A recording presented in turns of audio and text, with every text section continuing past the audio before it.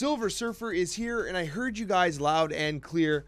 That rhymed by accident. But anyways, I heard you guys loud and clear in my Pool 3 deck list video where I had 5 decks with Silver Surfer in it. You guys are like, hey, what about Pool 1 and 2? Well, it was like 4 in the morning, and I was extremely tired, and I needed additional time to think about Pool 1 and 2. So now I did it. Now we got it. Some decks for you to experiment with Silver Surfer in Pool 1 and 2. So here we go. I got 3 decks for you. 1 for Pool 1, 2 for Pool 2. And I'm also going to feature Pool 3 upgrades, some key cards that are kind of like should be in your sights if you're looking for Silver Surfer synergy.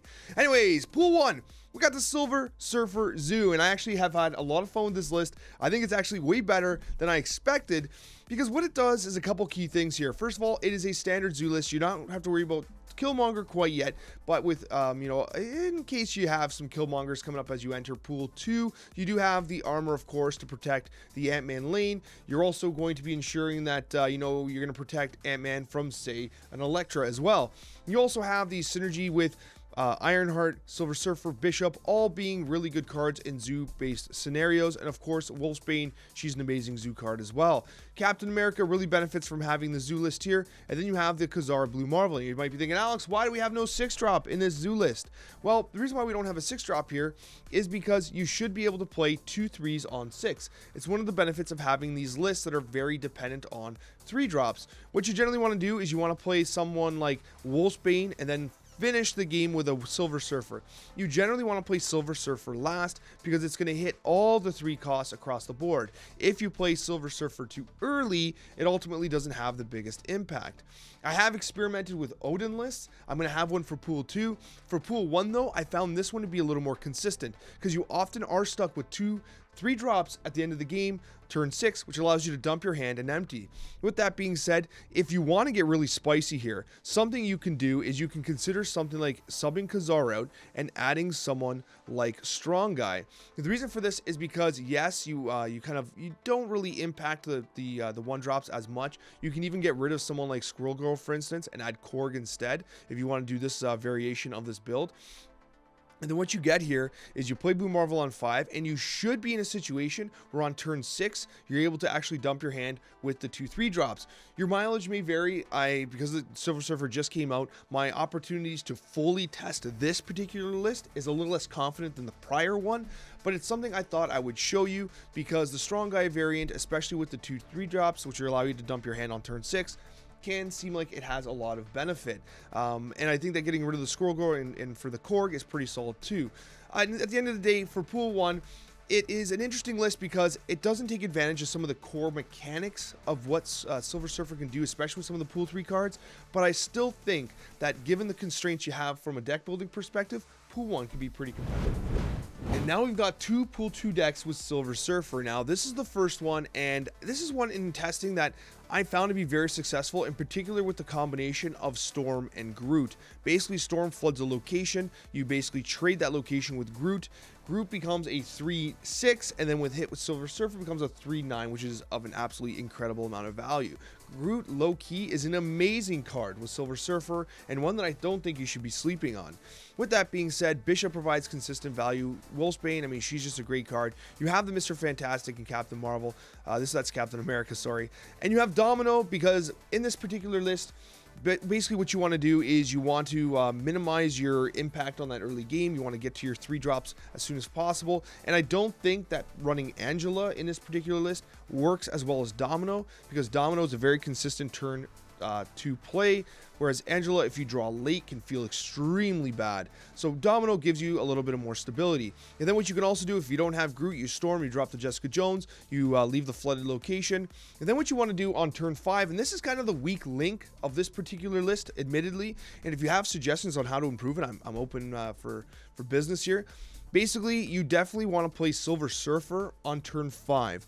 And the reason for this is because on turn 6, you want to follow up with the Odin play to double proc.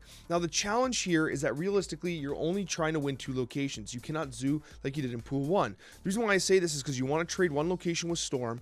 Ideally, remember, Storm's going to get hit, by the way, as a 3 cost, going to get hit by Silver Surfer, which actually ramps up that lane a little extra. So Storm plus Groot or Jessica Jones is usually enough. You don't need anything else. in the lane with Domino. Let's say you have Domino and then you played, you know, Storm, Groot to finish off the lane on the left. You have Domino on the right. You are going to play the Silver Surfer on 5, and then you're going to follow up that with Odin. Conversely, if you don't have Silver Surfer, you can play the Ironheart or the Wolfsbane, and then what you do is with Wolfsbane specifically, Wolfsbane comes down, gets the proc on Domino. When you play the Odin on top, it reprocs the Wolfsbane again, helping you to close down those 2 lanes. This particular list requires you to be very focused on winning only 2 lanes because the turn 5 is a little less consistent than you'd like. The way you'd fix it is by adding more 2 drops, but then you really restrict your ability to play with the 3s. Ultimately, I did find this being successful. It almost plays like a Sunspot Infinite deck in the sense that you are really just trying to win 2 lanes and you're completely abandoning one. But I do think that this was a very interesting list overall. And then you have the version 2 of the Silver Surfer. This one takes a little bit of a different approach. Basically, what you're doing here is you are playing the Angela on, instead of Domino. You can sub in Domino. I actually really like Domino here, and I was like flip-flopping between Angela Domino. I tend to actually lean towards Domino because the constricted draw doesn't impact you so much in these Silver Surfer lists because you have so many 3s anyways.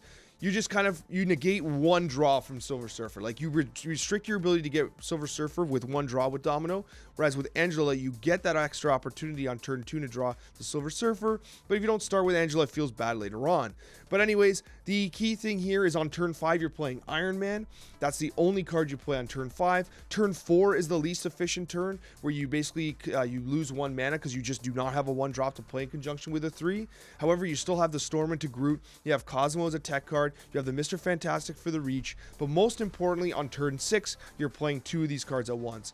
You're gonna have them. You simply do not have the cards where you can't just unleash your hand. You have so many 3s, you don't have any 1s, you only have 1 2 drop. That means you're gonna have excess cards in your hand, which more or less guarantees a 6 play where you can play Iron Man on 5 and 2 cards on 6, whatever they may be. Killmonger, Silver Surfer, Bishop, Silver Surfer, Captain America, Silver Surfer, whatever, but you want to end with Silver Surfer, and that's by far the most important part.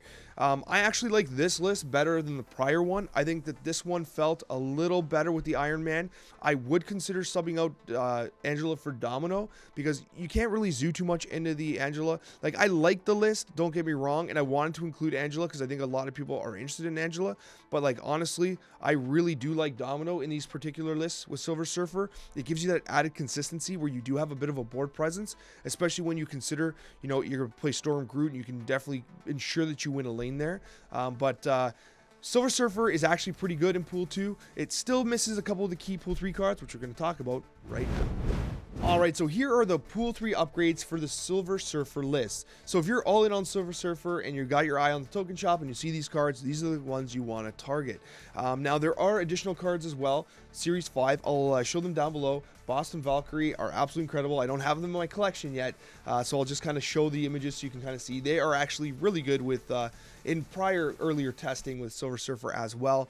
But for Pool 3 specifically, I mean, the ones that really work well, I mean, Sarah is absolutely S tier, God tier, because because Sarah reduces the cost of your 3 drops to 2, that allows you to play 3 of them on turn 6, which is insane. It completely negates the need for magic. You basically dump your hand. It makes Angela better, it makes Bishop better. Like, Sarah makes this whole list so much better. If you love Silver Surfer, you've got to play Sarah, because with Sarah, all the 3 drops become 2s. You play 3 of them, and the last one on turn 6, you play Silver Surfer. Just that turn alone is a massive power swing with Silver Surfer coming in last, right? So Sarah is absolutely God tier as an upgrade. Wong works really well because obviously it's on reveal. Mystique happens to be a 3-drop as well, so if you Wong Mystique, you actually get not only the double proc on the on reveal, but actually the quad proc. But what you actually get as well is you're actually hitting the Mystique, which is super valuable. And of course, Mystique copies the Wong. That's what we're referring to. Mystique ultimately is an excellent card in these lists, being a 3-drop that gets impacted positively by the Silver Surfer itself. So Mystique Wong kind of go hand in hand. Brood is by far the biggest power play of the Silver Surfer decks, because what you get is you get a 3-cost 2, 3-cost 2 additional Broodlings. So you have 3 costs on the board with 2 power. 1 swipe, it basically becomes a 315. It's absolutely insane value because you add 3 to each of the Broodlings, including Brood itself. So like it is an immensely valuable play, great for locations that destroy cards like Danger Zone, stuff like that. Danger Room, I think it is. I said Danger Zone, whatever. But anyways, it's really funny. It's really funny that you know, Brood ends up being legit one of the best cards in Pool 3 for Silver Surfer, a card that's often forgotten and only really played in Patriot style lists. So honestly, Brood S tier with Silver Surfer. Cerebro's an interesting one because you're playing so many 3-drops. You can also have the three like kind of landscape is like 3 2s, 3 3s, and a couple 3 4s. It's very flat power wise. They have a lot of very unique abilities, but power wise they're very flat, which opens up a design landscape for Cerebro. Very tricky to play. I don't think it's as meta as it can be. I did make an absolutely wild Pool 3 Cerebro discard list, but that has like, it's littered with Pool 3 cards that you guys aren't interested in right now. But Cerebro does represent an interesting choice as well.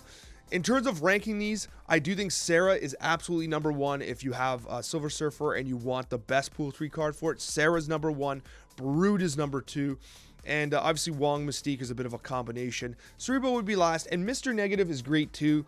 The Mr. Negative decks are fantastic with Silver Surfer because obviously it's a 3-0, so it actually flips, it becomes additional value.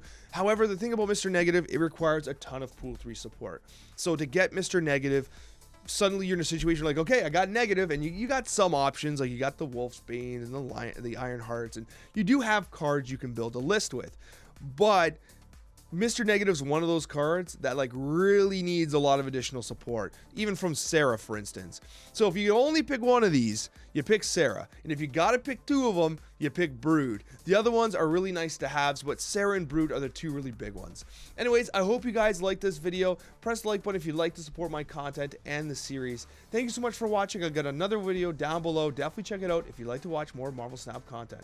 Thanks for watching, guys, and we'll see you in that next Marvel Snap video.